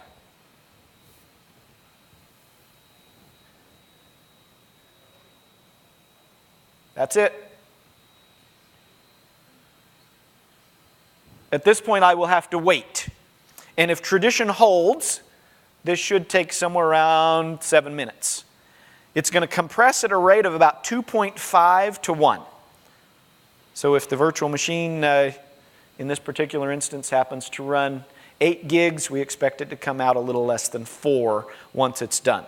Now, the virtual machine that we're backing up, it's going to that USB drive, completely portable. We are not exporting this virtual machine. We're making a backup of it. The virtual machine could be restored at any other, in this case, Hyper-V host machine, because it's running on Hyper-V. That's it. Could you do that? Yeah, I'm pretty certain that all of you could take that tool set, walk it out into your environment, use it in minutes. Where do I get it? How much does it cost? If we can transition back over to slides, please. We'll give you some additional info. So when we talk about this idea of backup and replication tool set, I told you it needs to be powerful, easy to use, and it needs to be affordable. People ask me all the time, why do you give away your tools? Well, we have free tools, and then we add additional functionality in the for-cost versions. And our anticipation is you're going to use the free tools and go, wow, that's really cool. I'd like to be able to schedule those jobs. So it's probably worth paying for the for-cost utility. Or I'd like to bundle those jobs of backing up multiple VMs together. That's probably worth paying the license cost for the for-cost utility. If that's not important to you, that's not a problem. Use the free tools. If you'll go out to Veeam's website, veeam.com/free VM backup, or if you just go to veeam.com, you'll see it there on the banner. Download your copy of Veeam Backup and Replication. It's version 6.5 today. I told you we have another version, version 7, on its way. You will love the tool set. I'll give you a couple of things that everybody asks. First, why do I have to register at your website? All of our software, including the trial versions, come with full support. We stand behind it 110%. If you have questions, concerns, complaints, suggestions, need help with something, even if you're running a trial version, please hit our forums, text one of our support techs, pick up the phone. We start the support when our relationship with you begins. We're about customers and we're about performance. Powerful, easy to use, affordable. That's where we want to go. When we talk about this business of virtual machine environments and we talk about backup, it becomes incredibly important to think about backup not just in terms of how fast can I complete the backup, but I really want power when it comes to restore. I want to be able to get files back quickly. like with the Veeam Explorer for Exchange tool. I want to recover that Exchange database as fast as I can find those files, right-click them and say, put the message back in Exchange. I don't want to spend hours or days doing recovery. I want it to happen quickly. Now, if you're using System Center Data Protection Manager, built-in capabilities for the Hyper-V environment, as well as those disk capabilities we talked about in the past. Generally speaking, I find the System Center Data Protection Manager deployments working in those kind of enterprise-style businesses, and oftentimes I'll find Veeam Backup in its free edition working side by side with them. The fact that it interacts and does very well with VMware seems to be a big benefit. It also has the capability to extend my functionality from the VMware environment into System Center, and that's where we're actually going to go next. So we're going to transition. This is my thank you. They gave me 2 time slots, which I was thrilled with. They said, send me slides. We're going to talk about backup, and we're going to talk about a management pack for VMware. We'll task both. I think I'm 5 minutes ahead, which is amazing. Emily's back there thinking, yes, we're going to get to lunch early. All of you are thinking, yes, we're going to get to lunch early. Not to worry. I'll make sure that you. No, I'll make sure you do. So there is a group in Phoenix, Arizona. Justin Ward's out there. He's working with Brian Pavnik. Brian's a good friend of mine and an expert when it comes to working with what we're going to talk about next, the Veeam Management Pack for VMware. Gary and his team are up in Minneapolis. Experts in what we're about to talk about. MP. We've got a team down in Houston. Experts in what we're about to talk about. Veeam Management Pack for VMware. We've got a team in Denver watching and doing the same thing. We've got a team in Austin. Experts in Management Pack for VMware. Why do we care about all of this? I'm going to ask the first and most dangerous question. How many of you have VMware virtual machines? Wow, that's a lot of hands. For those of you that are in our remote locations, I'm assuming you have them as well. VMware has taken a strong position in the hypervisor marketplace. In fact, they pretty much own that marketplace until Hyper-V 2012 came out. I'm going to suffer for that, I'm sure. One of the things that we did at Veeam was said, hey, look, seems to make logical sense that the best monitoring management framework out there is System Center. And there is a problem in that there's somewhat of a missing tool set around gathering information from that VMware environment and then reporting it back in the System Center interface. One of the things that we love about Microsoft in System Center 2012 especially, Microsoft has extended the functional capabilities of System Center to natively support VMware. So I can use System Center Virtual Machine Manager, get native support for my VMware virtual machines. That's incredibly effective. Huge value in the product. I can extend the capabilities of System Center to manage my VMware environment. The problem is there's nothing to gather the information about the VMware environment. I have to know what I need to do in order to use System Center to then go and actually do it. Now, I'm going to tout Veeam for just a minute here. It is no secret. Many of you know I worked for Microsoft for about 9 years until 12 months ago when the opportunity came to go to work for Veeam. And friends, coworkers, and colleagues have said, why make the transition? You love Microsoft, and I do. I still do. I'm still writing Windows Server 2012 books. I still love Hyper-V. That hasn't changed. Why Veeam? Well, because Veeam makes the best virtualization tools. And I know that virtualization becomes the gateway to cloud, and I'm positive that cloud is the future of our industry. It's not a guess. So it's a nice strategic move for me, and it's been a great experience. One of the neat things that happened at Worldwide Partner Conference this year, Veeam was given the award Microsoft Partner of the Year for the management and virtualization space. Wow, what a compliment. Incredibly nice. I think a lot of it has to do with what we're about to talk about. So you already know that Veeam makes products for virtualized data protection. I've shown you some of the Veeam backup and replication tool set. You know about the Veeam Explorer for Exchange. I'm supposed to drop you a hint, so here we go. Wouldn't it be cool if there was a Veeam Explorer for SharePoint? That's as hinty as I get. We also make tools that work on the virtualization management side. So when we talk about virtualization management, managing infrastructure from a virtual perspective is incredibly important to us. Now, our anticipation is the best management framework that's out there is System Center. No question, bar none. It's not a point solution, and when I say that, do you know what I mean? We're not taking a piece of software to monitor or manage a single operating piece of my network. System Center is awesome because the underlying framework allows me to manage effectively everything in that environment. I can use System Center Operations Manager, for example, to gather information about everything from the underlying physical hardware all the way up through the individual applications. End-to-end monitoring and management. It's not a point solution. I'm not talking about a tool that I'm going to have to purchase to go out and monitor just a VMware virtual machine. Those point solutions, we end up stacking them up together and they become unruly and very complex. It makes much better sense to just go with System Center. Now I've got an underlying monitoring management framework and I can build on top of that. So Veeam has this idea. Well, it's not Veeam's idea. We simply support it. 2013 being called the year of multi-hypervisor. And it's all about coexistence. Microsoft has helped with this situation immensely by providing native support for VMware. So whether you're running Hyper-V or VMware, we don't really care. Well, I do because I love Hyper-V.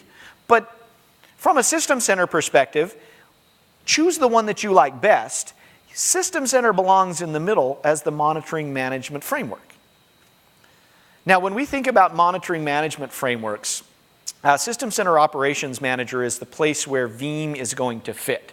So if we were to look at something like System Center Virtual Machine Manager, Microsoft already has built-in native integration for both Hyper-V and VMware. When we go to Ops Manager means I'm adding management packs to Operations Manager to gather info or make actionable the information that I gather in Ops Manager.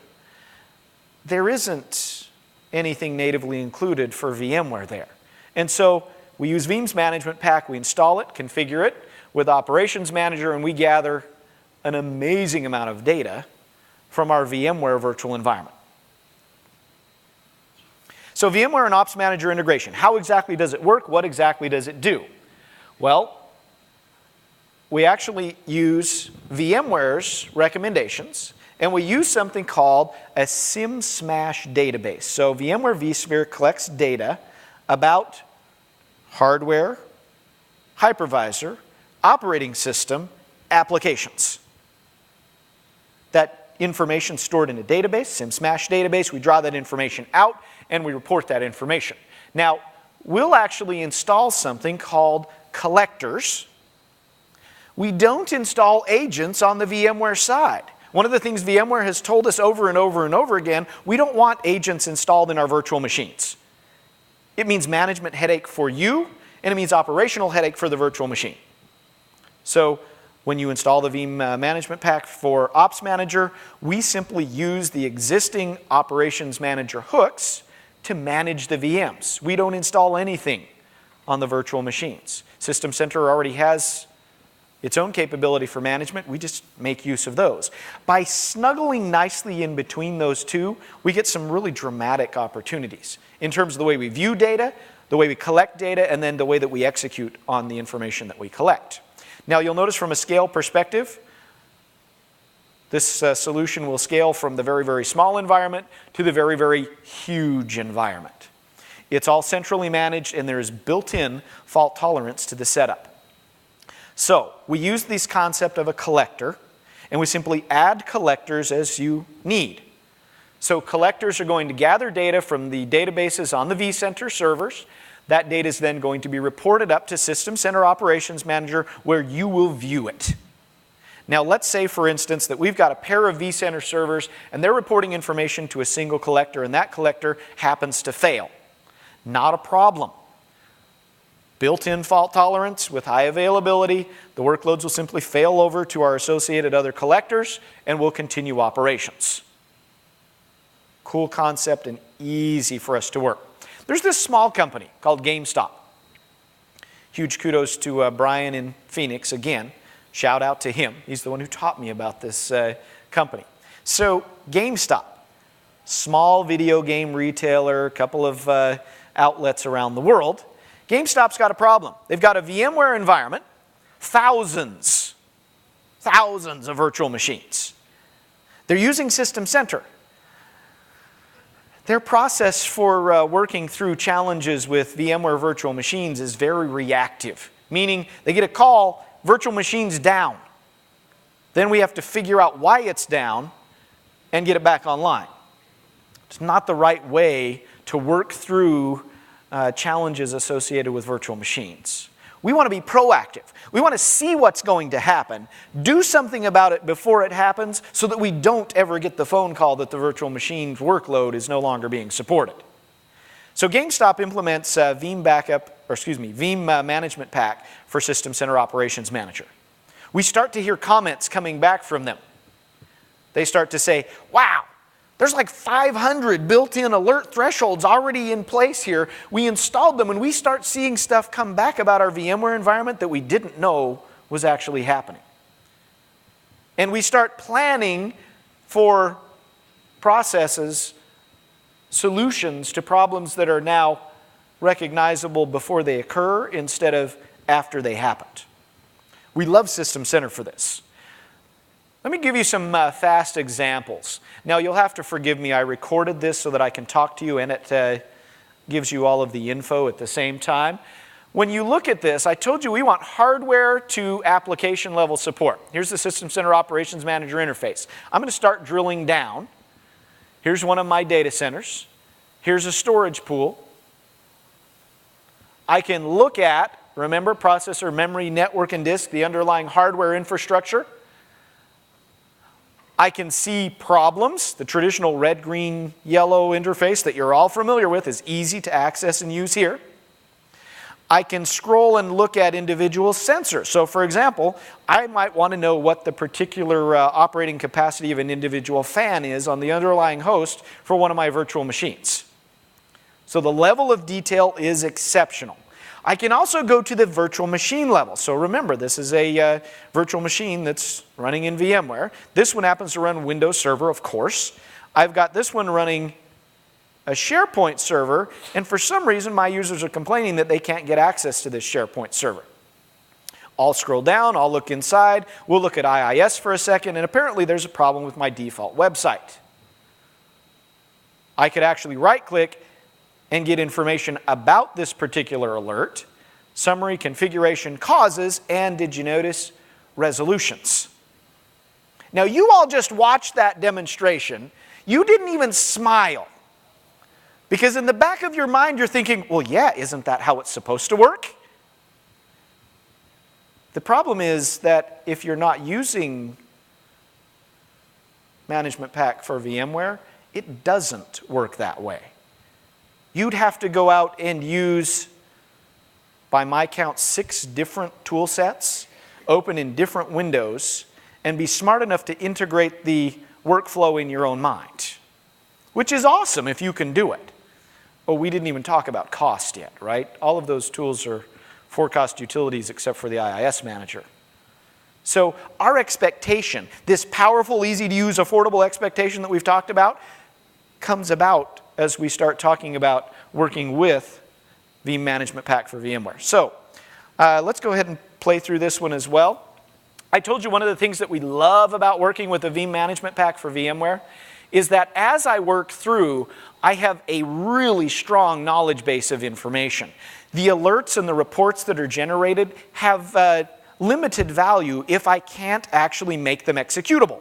And so when I look at Veeam Management Pack for VMware, we build in a very detailed and fantastic knowledge base. All of the info can actually be gathered directly. You'll notice that we put counter info directly into the knowledge base.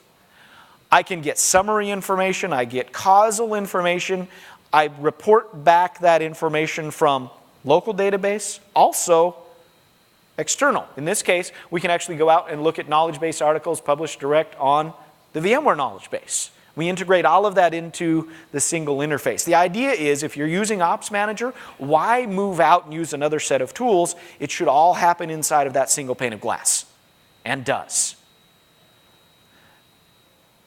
Now, because we're gathering all of this information, it makes total sense for us to take that information and start reporting against that information. As you look at this demonstration, you'll notice one of the things that we do, we have a series of built-in reports. You can also customize your own reports, of course, build them out however you'd like. One of the reports that we hear back consistently that our customers love is this one. It's called a Wright sizing report. And what it does is we'll go out and we'll specify a specific length of time that we want to measure. In this case, let's look at the last month.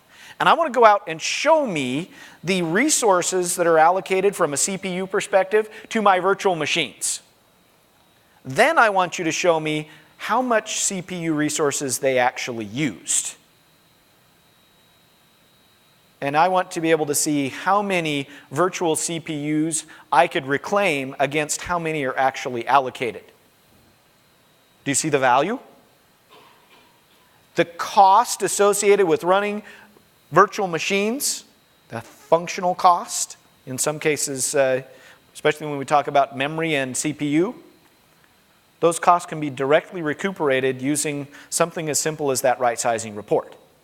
Now, some of you are out there thinking and scratching your head, goodness gracious, if I could run a right sizing report like this one, get information about the allocations or over allocations of resources, I could go out and recover those and reallocate them to somewhere else. I wonder if I could automate a process like that. Well, sure you could. I think it's called Service Manager, right? Take an alert, respond to the alert. I could actually use another tool called Orchestrator. I could actually build out a workflow of what happens if. I've actually seen some great demos.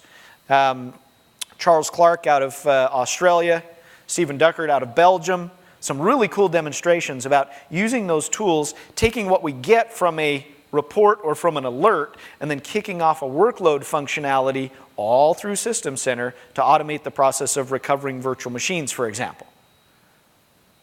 It helps an IT professional sleep better at night. One last concept. One of the things that we love about working with the vManagement Pack is that the information can easily be exported to other venues. So in this case, we could take SharePoint, for example, use the System Center component, a web part, that plugs into SharePoint, build our own dashboard views of info from the vManagement Pack, drop them in here. Now when my help desk guys come in, I've got a customized dashboard view that we've built out so that they can easily see exactly what's going on with the virtual machines in the environment.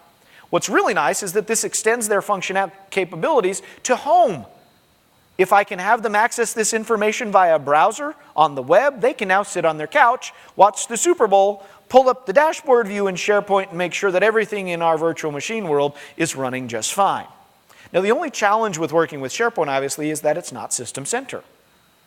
SharePoint doesn't have the management hooks built in to go in and manage my virtual environment. So if I wanted to make a change, I'd actually need to get back to my System Center Operations Manager console and make the changes from there. You can see the level of detail is exceptional. The information that's displayed, of course, is customizable. You can add dashboard views as you see fit. Incredibly powerful tool set and a very valuable solution. So at this point, people ask the same questions. So I like this idea of vManagement Pack for VMware. Does anybody use it? Yeah, we've got 800 enterprise-size customers, big customers, large businesses that already have this in place in large-scale deployment. proven very effective for them. I gave you the GameStop example. You can find literally hundreds more. Easy to configure, easy to get into your environment, and as you saw, pre-configured, so all of the reporting and alerting functionality is something that you can simply take advantage of right away. Next question is it actually certified by VMware? It is. I told you we work side by side with VMware to produce products that are certified by them. So yes, VMware ready product comes with built-in certification from them. Also Microsoft Pinpoint product, certified on both sides. Support for VMware all the way back to vSphere 3, 4, I apologize for the yellow, I know that's not highly visible, current version support as well.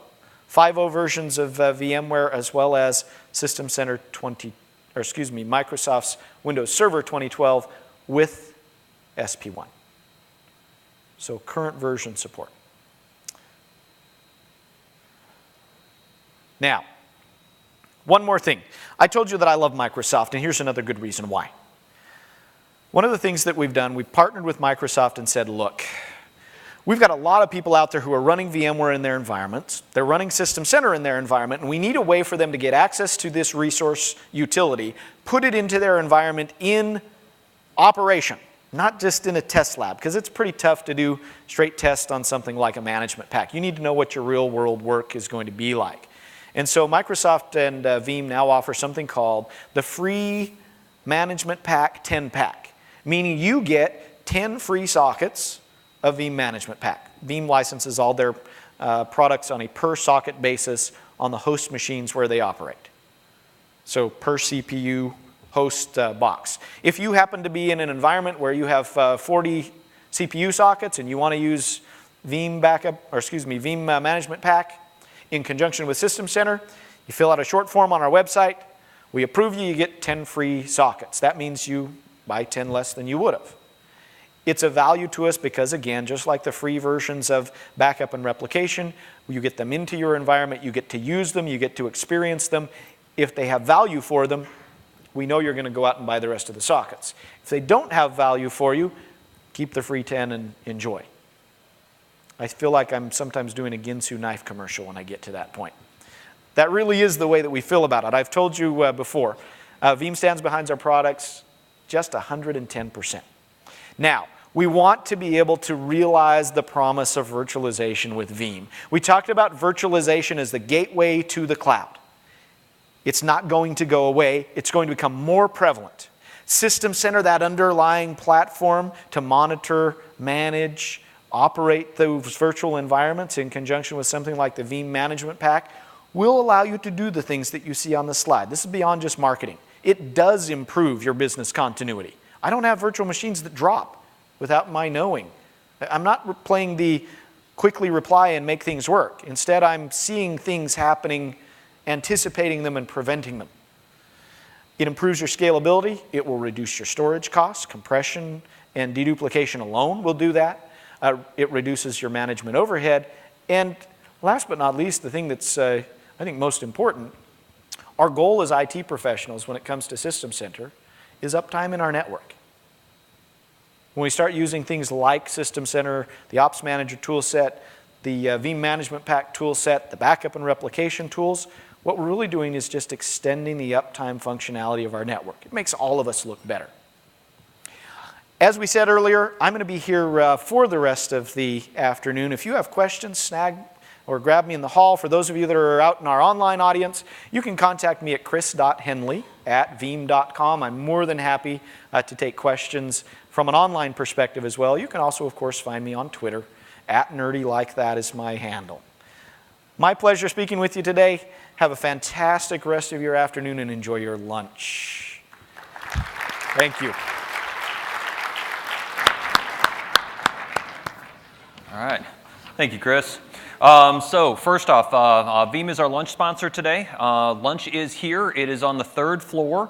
So I'd recommend there's multiple places you could eat lunch. If you want, feel free to go to the 3rd floor and stay there for lunch, or hang out here, or hang out in the vendor area and get a chance to be able to talk with some of the various sponsors and group out there. Now, we are reconvening about 1:25. So we do have a giveaway at that point in time. I will tell you ahead of time, it is probably not a bobblehead. So We're going to roll with that as not a bobblehead is probably the giveaway. I've also got back and forth in terms of are we discussing or are we revealing the location of Universe 2014 or not? I'm not really sure yet. So we'll find out, and I've got a great story they need to tell you about your next speaker, Martin Hoot. So I'll see everybody at 1:25.